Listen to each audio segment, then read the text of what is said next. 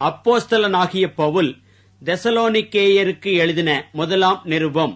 அதிகாரம் 1.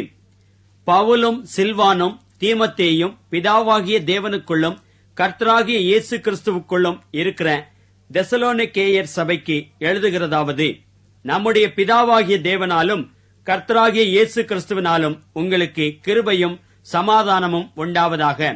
தேவனுக்கு பிரியமான சகோதரரே, உங்கள் விசுவாசத்தின் கிரியையையும் உங்கள் அன்பின் பிரயாசத்தையும் நம்முடைய கர்த்தராகிய இயேசு கிறிஸ்துவின் மேலுள்ள உங்கள் நம்பிக்கையின் பொறுமையையும் நம்முடைய பிதாவாகிய தேவனுக்கு முன்பாக நாங்கள் இடைவிடாமல் நினைவு கூர்ந்து, நீங்கள் தெரிந்து கொள்ளப்பட்டவர்கள் என்று நாங்கள் அறிந்து எங்கள் ஜெபங்களில் இடைவிடாமல் உங்களை குறித்து விண்ணப்பம் பண்ணி உங்கள் எல்லாருக்காகவும் எப்பொழுதும் தேவனை ஸ்தோத்திரிக்கிறோம். எங்கள் சுவிசேஷம் உங்களிடத்தில் வசனத்தோடே மாத்திரமல்ல, வல்லமையோடும் பரிசுத்த ஆவியோடும் முழு நிச்சயத்தோடும் வந்தது. நாங்களும் உங்களுக்குள்ளே இருந்தபோது உங்கள் நிமித்தம் எப்படிப்பட்டவர்களாய் இருந்தோம் என்று அறிந்திருக்கிறீர்களே. நீங்கள் மிகுந்த உபத்திரவத்திலே பரிசுத்த ஆவியின் சந்தோஷத்தோடே திருவசனத்தை ஏற்றுக்கொண்டு எங்களையும் கர்த்தரையும் பின்பற்றுகிறவர்கள் ஆகி, இவ்விதமாய் மக்கெதோனியாவிலும் அகாயாவிலும் உள்ள விசுவாசிகள் யாவருக்கும் மாதிரிகள் ஆனீர்கள். எப்படியெனில், உங்களிடத்திலிருந்து கர்த்தருடைய வசனம் மக்கெதோனியாவிலும் அகாயாவிலும் தொனித்ததுமல்லாமல், நாங்கள் அதை குறித்து ஒன்றும் சொல்ல வேண்டியதாய் இராதபடிக்கு தேவனை பற்றின உங்கள் விசுவாசம் எங்கும் பிரசித்தமாயிற்று. ஏனெனில் அவர்கள் தாமே எங்களை குறித்து உங்களிடத்தில் நாங்கள் அடைந்த பிரவேசம் இன்னதென்பதையும், ஜீவனுள்ள மெய்யான தேவனுக்கு ஊழியம் செய்வதற்கு நீங்கள் விக்கிரகங்களை விட்டு தேவனிடத்திற்கு மனம் திரும்பினதையும், அவர் மரித்தோரிலிருந்து எழுப்பினவரும் இனி வரும் கோபாக்கனை நின்று நம்மை நீங்களாக்கி ரட்சிக்கிறவருமாயிருக்கிற அவருடைய குமாரனாகிய இயேசு பரலோகத்திலிருந்து வருவதை நீங்கள் எதிர்பார்த்து கொண்டிருக்கிறதையும் அறிவிக்கிறார்களே. 1 தெசலோனிக்கேயர் அதிகாரம் 2. சகோதரரே, நாங்கள் உங்களிடத்தில் பிரவேசித்ததே வீணாயிருக்கவில்லை என்று நீங்களே அறிந்திருக்கிறீர்கள். உங்களுக்கு தெரிந்திருக்கிறபடி முன்னே பிலிப்பி பட்டணத்திலே நாங்கள் பாடுபட்டு நிந்தை அடைந்திருந்தோம். வெகு போராட்டத்தோடே தேவனுடைய சுவிசேஷத்தை உங்களுக்கு சொல்லும்படி நம்முடைய தேவனுக்குள் தைரியம் கொண்டிருந்தோம். எங்கள் போதகம் வஞ்சகத்தினாலும் துராசையினாலும் உண்டாகவில்லை, அது கபடமுள்ளதாயும் இருக்கவில்லை. சுவிசேஷத்தை எங்களிடத்தில் ஒப்புவிக்கத்தக்கதாய் தேவன் எங்களை உத்தமர் என்று எண்ணினபடியே நாங்கள் மனுஷருக்கு அல்ல, எங்கள் இருதயங்களை சோதித்தறிகிற தேவனுக்கே பிரியமுண்டாக பேசுகிறோம். உங்களுக்கு தெரிந்திருக்கிறபடி நாங்கள் ஒரு காலம் இச்சகமான வசனங்களை சொல்லவும் இல்லை, பொருளாசை உள்ளவர்களாய் மாயம் பண்ணவும் இல்லை. தேவனே சாட்சி. நாங்கள் கிறிஸ்துவின் அப்போஸ்தலராக உங்களுக்கு பாரமாயிருக்க கூடியவர்களானாலும், உங்களிடத்திலாவது மற்றவர்களிடத்திலாவது மனுஷரால் வரும் மகிமையை நாங்கள் தேடவில்லை.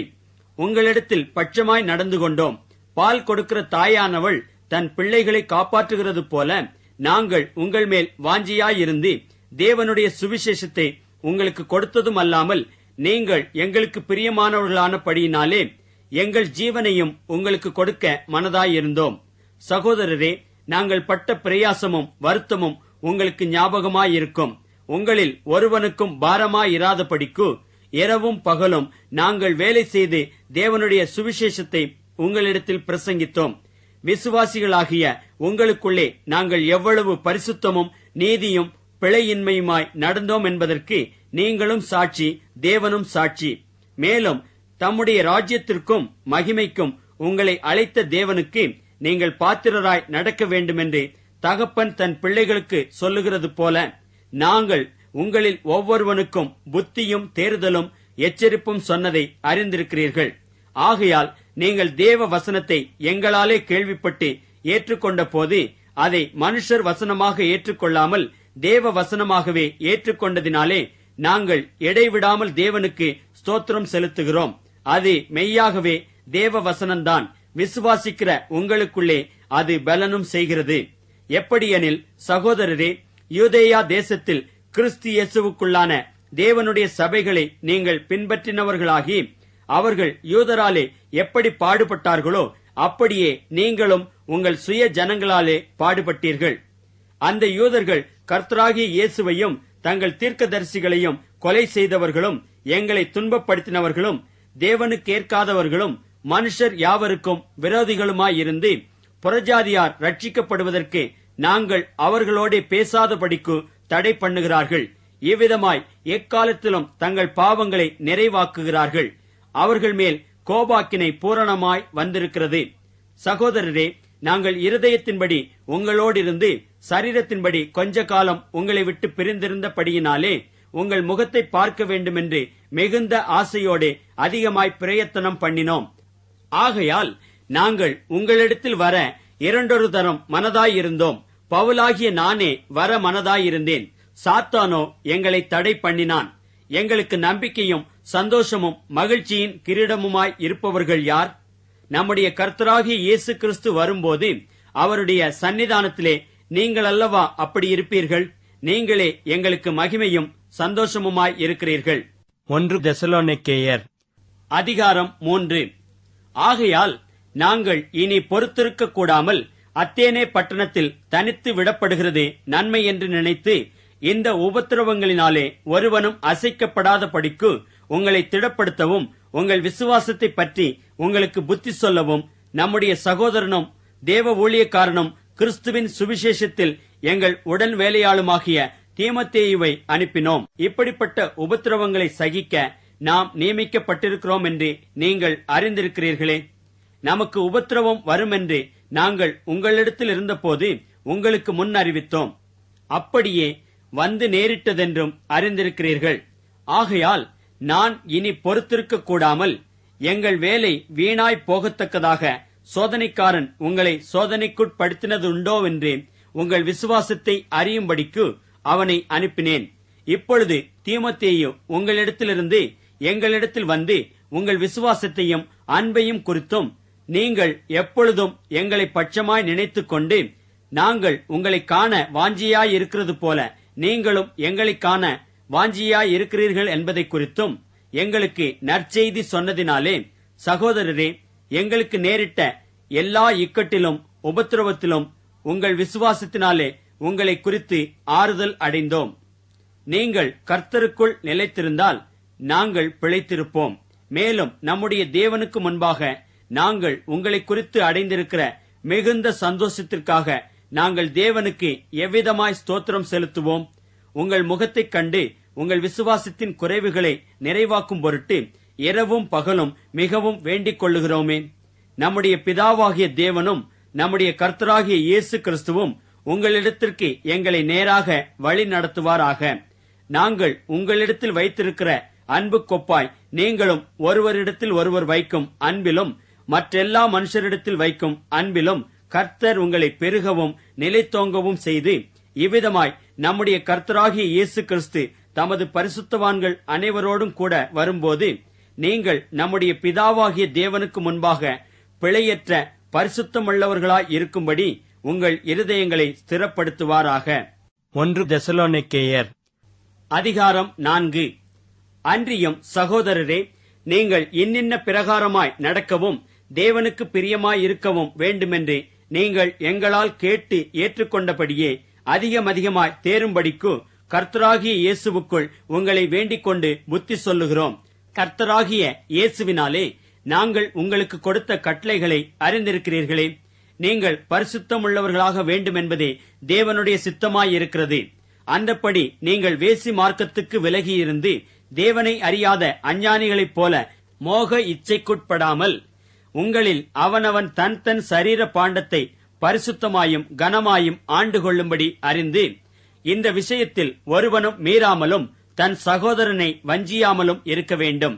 முன்னமே நாங்கள் உங்களுக்கு சொல்லி சாட்சியாக எச்சரித்தபடியே இப்படிப்பட்ட விஷயங்கள் எல்லாவற்றையும் குறித்து கர்த்தர் நீதியை சரிக்கட்டுகிறவராய் இருக்கிறார்.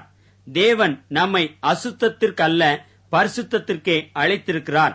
ஆகையால் அசட்டை பண்ணுகிறவன் மனுஷரை அல்ல, தமது பரிசுத்த ஆவியை நமக்கு தந்தருளின தேவனையே அசட்டை பண்ணுகிறான். சகோதர சிநேகத்தை குறித்து நான் உங்களுக்கு எழுத வேண்டுவதில்லை. நீங்கள் ஒருவரில் ஒருவர் அன்பாயிருக்கும்படிக்கு தேவனால் போதிக்கப்பட்டவர்களாய் இருக்கிறீர்களே. அந்தப்படி நீங்கள் மக்கதோனியா நாடெங்கும் உள்ள சகோதரர் எல்லாருக்கும் செய்து வருகிறீர்கள். சகோதரரே, அன்பிலே நீங்கள் இன்னும் அதிகமாய் பெருகவும், புறம்பே இருக்கிறவர்களைப் பற்றி யோக்கியமாய் நடந்து ஒன்றிலும் உங்களுக்கு குறைவில்லாதிருக்கும்படிக்கு நாங்கள் உங்களுக்கு கட்டளையிட்டபடியே அமைதல் உள்ளவர்களாய் இருக்கும்படி நாடவும், உங்கள் சொந்த அலுவல்களை பார்க்கவும், உங்கள் சொந்த கைகளினாலே வேலை செய்யவும் வேண்டுமென்று உங்களுக்கு புத்தி சொல்லுகிறோம்.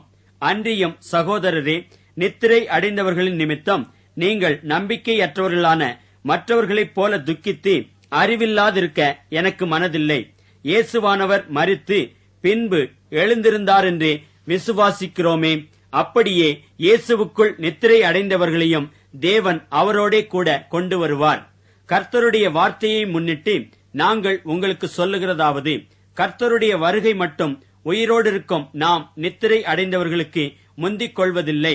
ஏனெனில் கர்த்தர் தாமே ஆரவாரத்தோடும் பிரதான தூதனுடைய சத்தத்தோடும் தேவ எக்காலத்தோடும் வானத்திலிருந்து இறங்கி வருவார்.